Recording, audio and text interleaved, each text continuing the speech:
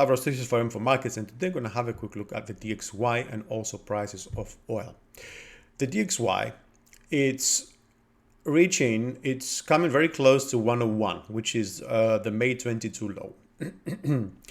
And usually we see bounces at prices like this, even before or after. So maybe we're not going to get there and we're going to see a pullback. Maybe we're going to do a false break and then we see a pullback.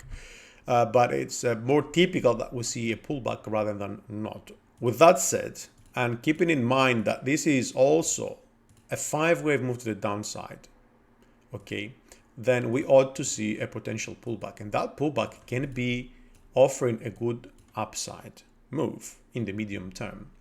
There is some weakness on the RSI, okay, in the 4 hours.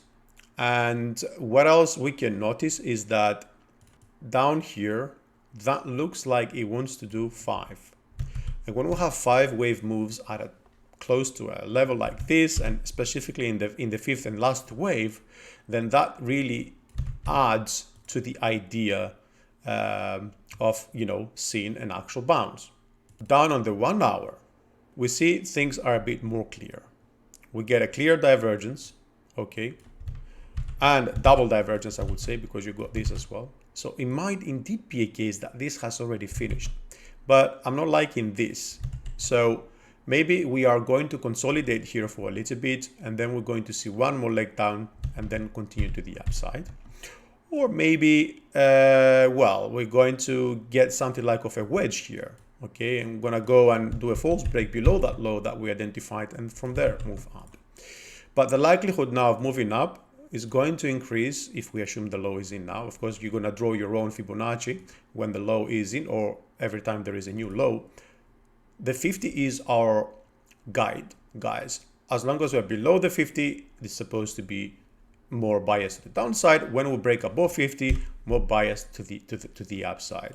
Now, the other thing we ought to do here is use, there is 2 different channels here. Obviously, one is this here. As you can see, we've had a miss, right? So the re-entering of this base channel is going to be important for the medium term, because if we get back within here, we can literally go and reach the top, looking, of course, at the median as well. The other thing we can do is look at the internal sort of structure. We can look actually at the acceleration 1 and 3 and go up to 4 and bring this all the way down. And we are going to pay attention to the median line over here. So as you can see, that is going to bring us a little bit closer to 23.6, which is a previous stop as well. And what I'm saying kinda is that once we break 102.66, the short-term bias is going also to be to the upside. Oil is also at a critical junction. It's not like I'm expecting a bounce or something. I'm expecting more of the opposite, which is a rejection. But here's the difference here. The fact that we are making actually a second attempt at the trend line over here, which is a medium-term trend, and this is below the previous high, tells me that we're going to have a later breakout, which suggests now that we meet that level at a lower price, will be easier to get bids, because obviously the bids are cheaper. We also see the divergence signals here on the 4-hour popping. This is a hidden bullish divergence, okay? And if you go down on the 1 hour, currently, we also see a bearish divergence signal. That tells me that this might be a move to the upside, which we received rejection, of course, at the channel low.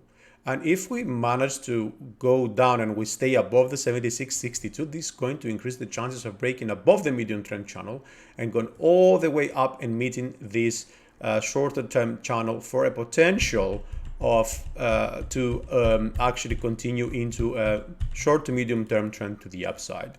This is going to be an important point in the future price action of oil, but the top as well, because one is to break this, another thing is to get a rejection here, and another thing to also manage to stay above even the median line or outside this channel, because maintaining a position outside this channel, it's what is going to make things a little bit more bullish to the upside. Now, if we fall below the 76.50, obviously that will increase the chances of going down all the way to the channel. As long as we are within this short-term channel, guys, the chances are tilting towards the upside rather than to the downside, unless of course if we start getting different signals on the RSI.